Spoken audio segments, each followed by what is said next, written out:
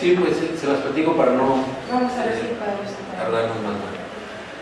Miren, yo, la ponencia que les traigo es el resultado de una investigación que hice acerca de trata sexual de mujeres indígenas de la Huasteca Potosina. Yo trabajo en la Universidad Autónoma de San Luis Potosí, soy doctor en antropología, y de su migración a la zona metropolitana de Monterrey.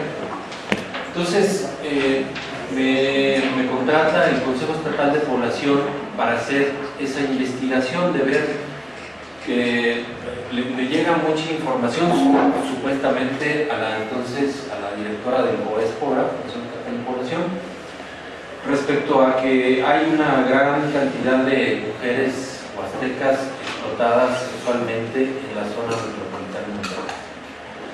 Entonces, bueno, yo entro en contacto con ella, me contrata para hacer esa investigación.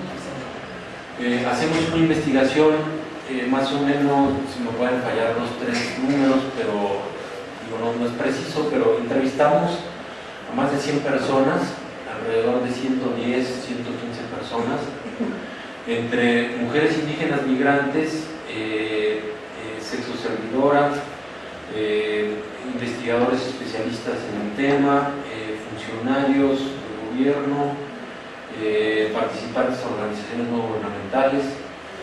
Y bueno, entonces entre todas estas personas, porque hicimos las entrevistas en la zona huasteca de San Luis, entrevistamos a migrantes Tenec, Xioy o Pames, que se les llama, y Nahuas, ¿no? Entonces estuvimos en las 3 comunidades indígenas entrevistando, ahí fueron 60 mujeres, y las otras 40 son investigadores y ONGs especialistas, ¿no? Y luego también viajamos a la zona metropolitana de Monterrey, a la zona roja, a investigar, a ver a las mujeres indígenas trabajando, supuestamente. Entonces, bueno, después de toda esa investigación, de profundizar hasta donde fuera posible siempre, igual y mejor ya no le movemos, ¿verdad? Sí. Bueno. Entonces, después de todo eso, presento los resultados y veo que la directora de esta persona del COESPO está molesta por los resultados de la investigación. ¿Cuáles son los resultados de la investigación? Pues que no hay un solo caso de mujeres indígenas explotadas sexualmente en la zona metropolitana de Monterrey. Ni en las comunidades tampoco un solo reporte respecto a ellos. Se nos dijo que sabían que tal mujer trabajaba en un bar. Fuimos con tal mujer y la señora nos dijo que sí, que trabajaba en un bar en la cocina, ¿no? Y entonces, ¿qué es lo que cuando yo me doy cuenta de eso? Incluso esta persona del COESPO veta la investigación, no la publica, no dice nada, busca la manera de desaparecer el financiamiento de ello, porque pues, nos pagó y todo, pero quiere desaparecer sobre los registros eso. Entonces, bueno, digo, ¿pero qué está pasando, no? Esto no puede ser. Ahora resulta que la investigación científica está poco valorada, que ahora hasta se vetan los resultados de las investigaciones. O sea, ya me había pasado, no sé si a ustedes les ha pasado, que trabajando con los gobiernos te contratan, luego no te pagan, luego se apropian de tu proyecto, tú te enteras que siempre sí lo usaron, ¿verdad? Pero ahora esta otra variante que me encuentro es de que te censuran, te vetan. Y ahora resulta que los resultados, en vez de ser halagadores y buenos, porque no encontramos un solo caso en toda esta entrevista, en toda esta época de campo que estuvimos más de un mes haciendo campo, resulta que es malísimo. Entonces voy encontrando y me encuentro esta categoría de pánico moral, la misma que el compañero anterior estaba planteando, y veo cómo justamente la prensa es la que se dedica a exaltar y a crear pues, pánico entre la población. Veo también cómo están perfectamente coludidos los funcionarios del gobierno con los periódicos, y lo que están haciendo no es dar cuenta de una problemática social grave, de un abuso de unas víctimas, sino que lo que están haciendo realmente los medios de comunicación es difundir la labor de estos burócratas, ¿no? Digamos, justificar su posición y su sueldo, ¿no? Apanicando a la gente, creando verdaderamente una serie de reduccionismos, ¿no? Por ejemplo, el fenómeno de la trata de personas es un fenómeno que se compone de tres eventos: extracción del lugar de origen, transporte y explotación. ¿Qué es lo que han hecho los funcionarios de gobierno, sobre todo a partir del sexenio de Calderón? Y todavía esta persona que yo conozco como directora del COESPO trabajó con los panistas, se declara política, ¿verdad? Pero sobre todo con el sexenio de Calderón hay un encuentro que hay una diputada que se llama Rocío Orozco, alrededor de la cual hay otros 2, 3 diputadas senadoras, todas mujeres, que se dedican a difundir la cuestión de la trata sexual, poniendo a México en el ranking internacional de una manera escandalosa en el segundo lugar. Entonces dices, bueno, o sea, aquí hay algo que no está bien. Yo me dediqué a rastrear la información de dónde venía esas cifras, y llego a Rocío Orozco. Es decir, quien se dedica a difundir las cifras es la misma que se dedica a aprovechar los beneficios políticos, económicos que le dan esas cifras. Y otro elemento que encontré de difusión originaria es la ONU, ¿no? Entonces, cuando veo los datos de la ONU, hablo con gente de la ONU y me dicen que no tienen gente de campo en México, y tú te puedes dar cuenta que son datos y cifras que no tienen un sustento objetivo real en el campo. Yo me dediqué a preguntarles a todas las personas que tuve oportunidad de que decían, es que la trata, la explotación sexual y todo esto, ¿no? ¿Y conoces gente directamente? No, es que me han dicho. No, bueno, es que fulanito de tal dice, o la ONU lo dice, o el gobierno lo dice, ¿no? Entonces, esta persona que está coludida, digamos, o este conjunto de políticos que están coludidos con estos medios de comunicación, hacen un reduccionismo terrible de lo que es la trata de personas.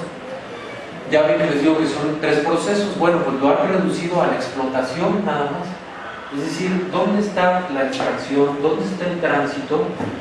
Porque esto de la trata de personas, a partir de una convención de Palermo a principios de los 90, es que tiene fuerza y claramente está tipificado como un crimen internacional de crimen organizado, porque se necesitan grandes redes de personas a lo largo de Estados Unidos, Centroamérica, México, Sudamérica, Europa del Este, ¿no? Resulta que a la mexicana la trata de personas se reduce a la explotación, y la trata de personas también tiene 3 componentes: es extracción de órganos, explotación laboral y explotación sexual. Y también es reducida por estos 3 conjuntos de actores, ¿no?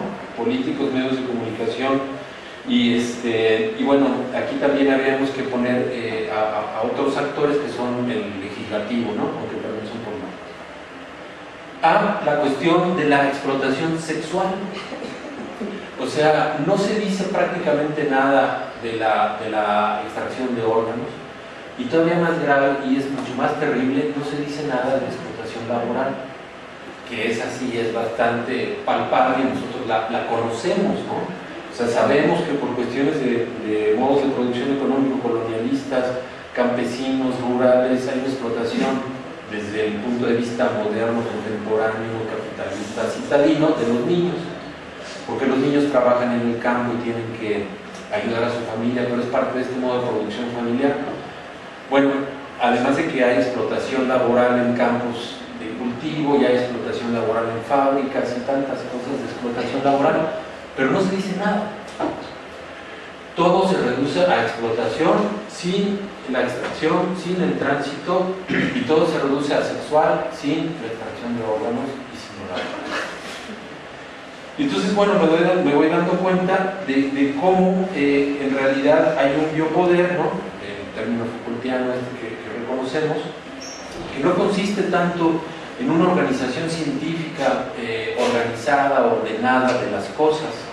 Es decir, no es parte de una intención clara de establecer un orden humano en base a una ciencia objetiva, positiva, sino que yo encuentro un biopoder que se alimenta y reproduce constantemente falsedades y mentiras. Lo que nos decía el compañero en la sesión anterior es, yo creo, de alguna manera una exageración, una superlativización de las debilidades humanas, o de cierta forma de ser podríamos decir un aislamiento, una segregación de supuestas maldades morales. Y aquí lo que encontramos es una serie de políticos que están usufructuando millones de dólares de la ONU, lo bajan a sus propias instituciones. En este caso me tocó el COESPO de esta investigación que les estoy comentando. En ese año, que fue en el año pasado, recibió 2,5 millones de pesos para tratar la explotación sexual de mujeres indígenas, ¿no? Entonces, está recibiendo una gran cantidad de dinero sin... Todavía no estaba el diagnóstico que nosotros le entregamos, pero ya el San Luis Potosí está constituido como el lugar en el que se firmaron convenios en contra de la trata de personas y está siendo reconocido como un centro de organización, de reconocimiento internacional, ¿no?, a favor de una lucha en contra de la trata, ¿no? Entonces, basada en términos científicos objetivos falsos. Yo creo que la antropología tiene un gran valor, que es el darnos la oportunidad de estar en el lugar de los hechos, entrevistar a los actores directamente, es decir, tener información de primera mano. Entonces, nosotros que estuvimos en ese tipo de trabajo no nos puede decir nada más que lo que vivimos. Y tenemos en claro que no hay un solo caso de mujeres indígenas explotadas sexualmente. ¿Qué? No se te oye bien lo último. Tenemos claro, después de los resultados de la investigación, que no hay un solo caso de explotación sexual de mujeres indígenas en la zona metropolitana de Monterrey. Lo que sí encontramos son mujeres potosinas de la parte norte del estado, pero son mujeres blancas, ¿no? Y son mujeres, digamos, con otra condición totalmente, y no encontramos más de 3. En 12 antros, más o menos 12, les digo que igual se me va uno o dos, pero 12 antros estos de table dance que les llaman, que ahí mismo, de manera sorprendente, eso sí, en Monterrey no sé qué situación se vive con respecto a la sexualidad, pero es impresionante, es terrible cómo ahí mismo donde están los table dance, ahí tienen relaciones sexuales, es decir, son prostíbulos también. Perdón, ¿cómo dijiste? ¿Cómo se llaman los lugares? Table dance. Los antros le llaman en México. En México les llamamos antros. Y cuando decís que así habían encontrado 3 mujeres blancas, ¿en qué situación? En esos lugares, ¿no?, comerciando sexualmente, ¿no?, pero son mujeres mestizas blancas del norte del estado, que no son mujeres indígenas, y cuando hablamos con ellas, las entrevistamos, pues te dicen, bueno, sí, yo sé que estoy en esto, no es lo que yo quisiera, es una cuestión económica, más que nada, ¿no?, o una cuestión que les fueron llevando las circunstancias a practicar la prostitución. Pero bueno, entonces es muy importante diferenciar prostitución de explotación sexual, de explotación laboral en relación al trabajo sexual, que eso sí es lo que hay. O sea, hay una gran explotación laboral de las mujeres trabajadoras sexuales, pero eso es muy diferente a tipificarlo como un delito internacional del crimen organizado, ¿no? Y todos los recursos que están jalando estas instituciones, les digo, a mí me tocó ver esta pequeña entidad que de pronto desaparece en el mapa de la burocracia, que es el Consejo Estatal de Población. Nada más en un año recibió 2,5 millones de pesos. Entonces, ¿en qué se ha ido ese dinero si ni siquiera hay casos palpables, ¿no? No tengo la menor idea. Pero aquí la cuestión es que lo que sí tenemos claramente es explotación laboral en contextos de trabajo sexual. Cuando yo se lo presenté a las funcionarias del gobierno estos resultados, estaba una representante de la ONU de España y pues conmigo fue muy agresiva. Yo sentí que estaba muy molesta, ¿no? Y me llegó a decir, bueno, pero ahí donde estaban trabajando sexualmente había un hombre. Le digo, sí, pues sí, el señor que abre la puerta y las cierras, el portero era un hombre, y ahí está. Seguramente las está explotando. Bueno, el trabajo sexual es una industria, ¿no? Implica una gran cantidad una división social del trabajo con empleados, ¿no? Se les paga a todos. Ahora resulta que porque no gana directamente el 100% de lo ganado la mujer, ya está siendo explotada porque tiene que repartir, digamos, esa ganancia se tiene que repartir entre diferentes puestos. Simplemente se tiene que rentar el lugar, tiene que haber meseros, tiene que haber... No, pues eso ya es suficiente para decir que es explotación sexual, el hecho de que haya hombres alrededor de las prostitutas.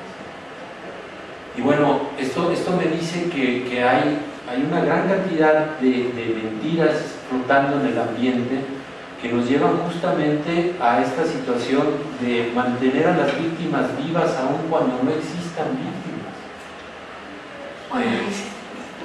Es que no había, de veras no había víctimas, o sea, las mismas prostitutas se sienten moralmente mal, ¿no? Muchas de ellas, pero no se ven como víctimas, no se asumen como víctimas. Entonces, bueno, se los platiqué así muy rápido, ¿verdad? Pero bueno, realmente me choqueó, me sorprendió. Y a la fecha lo que voy encontrando es una campaña publicitaria de decir que San Luis Potosí es el 8º lugar en trata. Y es mentira. Es el 8º lugar en un estudio que hizo una ONG que se llama CEIDAS, CEIDAS, Centro de Estudios de Investigación y Desarrollo Aplicado Social. CEIDAS, ¿no? Los encuentras. Bueno, CEIDAS dice que San Luis Potosí tiene el 8º lugar en vulnerabilidad hacia la trata. Entonces, vamos a discutir y analizar el tema de la vulnerabilidad. O sea, vulnerabilidad, pues estaríamos hablando de millones de mexicanos que somos vulnerables a esa situación, ¿no? Porque vivimos en una condición de explotación laboral, de falta de respeto a nuestros derechos humanos, ¿no? De corrupción e impunidad tremenda. Es decir, vulnerables somos muchísimos millones de mexicanos.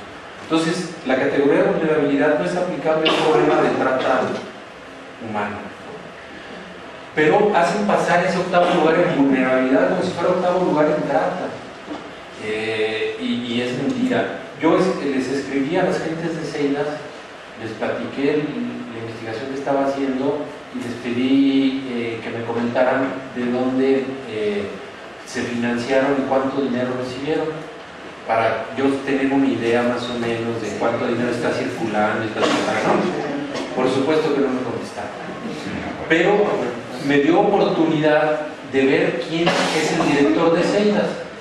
Y encuentro que el director de CEIDAS en su momento, hace 15, 20 años, fue director de COESPA y trabajó muchísimos años en el gobierno mexicano. Entonces, es de estas personas que después de décadas de establecer relaciones de poder muy sólidas desde la burocracia, hacen ONGs que en realidad no son gubernamentales, siguen siendo gubernamentales, pero lo único que están haciendo es justificar la llegada de millones de dólares para atacar víctimas inexistentes en este caso. Y bueno, entonces así les puedo decir luego que dicen que la trata de personas tiene el 2º lugar en criminalidad y hablan de miles de millones de dólares. Bueno, si uno ve la prensa, las cifras son tremendamente aumentadas, ¿no? Estamos hablando de 40.000 millones de dólares, cuando en realidad son 4.000 millones de dólares. Entonces se exageran las víctimas, se exageran la cantidad de dinero que están llevándose los corruptos del crimen organizado que no aparece, ¿no? Porque déjenme decirles también que ahí en Monterrey, pues sí de alguna manera nos jugamos el pellejo, ¿no? Porque en esta zona de antros, el año pasado ahí hubo una matazón terrible, ¿no? Llegaron a haber 25 muertos en un solo de estos antros, y un día es uno y otro día matan 2, 3, o sea, sí nos jugamos el pellejo estando allá adentro. Y en realidad, pues, la situación va por otro lado, ¿no? No va por ahí. Luego tuvimos una reunión con el director de la CDI, ¿no? Del Consejo de la Comisión para el Desarrollo de los Pueblos Indígenas de San Luis Potosí, y cuando yo le presenté los resultados, él estaba presente. Él dijo: me da mucho gusto, corrobora la idea que yo tengo de los pueblos indígenas, porque su población no está metida en esto, etcétera. Para no contarles más, ahí mismo el director del CDI le dijo a esta señora del COESPO: ya vamos a pararle en esto de la trata sexual, nosotros no vamos a dar más financiamiento, vamos a esperar que intervenga la policía, porque si es un delito, pues tiene que entrar la policía. Y entonces ahora hay una lucha de estas mujeres que yo identifico, perdón, digo, porque no encuentro otro término, digo, igual de que hay feministas, pero yo identifico como feministas reaccionarias, con el adjetivo de reaccionarias. Digo, que las feministas hay muchos tipos y casi todas merecen mi mayor respeto, pero las reaccionarias, ¿en qué consiste la labor de las feministas reaccionarias? Son aquellas que lo que hacen es defender a otras mujeres, pero su verdadero objetivo es castigar a los hombres.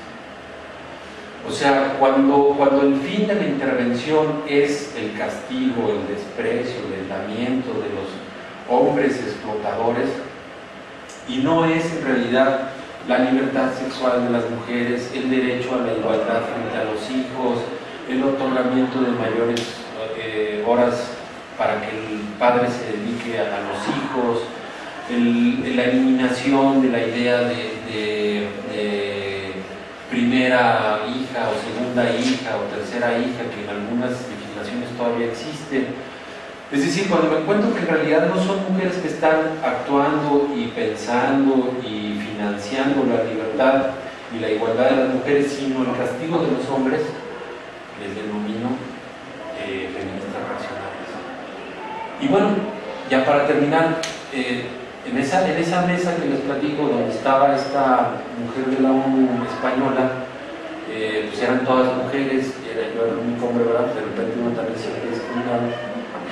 Pero todas con la conciencia clara de que hay que eliminar este delito, ¿no? Es un delito tremendo, y cualquiera que diga la mínima cosa en contra de ello, te tipifican de victimario o de malo o de enfermo, ¿no? Y bueno, ese es solo lo que yo les quiero platicar. Muchas gracias. Bueno, yo invitaría a los 4 ponentes. No se lo Bueno, ya hacemos esta, ¿no? Ronda de pequeñas. Bueno, quería hacerte algunas preguntas porque no me queda muy claro. De repente entrabas al tema de las mujeres huastecas y luego hablabas de México en general. Entonces no sé si me gustaría que me aclararas si esta situación de pánico moral que se está refiriendo en poner a México en una situación de riesgo en respecto de la seguridad de las mujeres frente a la trata, ¿estás refiriéndote a todas las cifras de México o te estás refiriendo específicamente a la zona de Monterrey de las huastecas, mujeres originarias? Eso me gustaría que... Bueno, me estoy refiriendo... No al tiro, porque... luego me gustaría saber si pones en dudas algún informe en específico, de un año en específico, de la ONU o de las instituciones que trabajan en este tema, Y, por ejemplo, el Centro de Estudios de Género de la UNAM, el Colegio de México, el Centro de Estudios Demográficos, los centros de estudios de todas las universidades que conozco aquí en México y que hacen estudios científicos y muy serios sobre la situación de las mujeres en México. Quisiera saber si te refieres a todos, en esta exageración de las cifras y en este reduccionismo de los medios de comunicación. Y me gustaría saber qué diferencia encuentras tú, o sea que igual me gustaría que me aclararas esto de la explotación laboral en contexto de trabajo sexual, comillas, que es una frase tuya, que si, ¿cómo se puede denominar trabajo a la prostitución en México? Y si hay alguna diferencia entre la explotación laboral y la explotación del trabajo sexual, que tú dices, como trabajo. Por otra parte, bueno, ya, antes que se me olviden, antes que se me olviden igual, es que antes que se me pierdan las cosas, primero, yo tengo como antropólogo información directa de las mujeres indígenas viajando a la zona metropolitana de Monterrey. Entonces ahí tengo información como antropólogo. Tengo información de archivo y documental de todo el estado de San Luis Potosí. Por eso te preguntaba si estabas hablando solo de esa zona. Ajá. A mí me queda muy claro que sí es un problema y ha sido detectado por instituciones de gobierno y por ONGs muy grave en la frontera sur, ¿no? En algunas partes de la frontera norte no sé, puede ser, pero en Monterrey no era el caso por mujeres potosinas. Y Tlaxcala, Puebla, que es un caso muy conocido porque incluso allá hay una tradición indígena de explotación sexual de mujeres.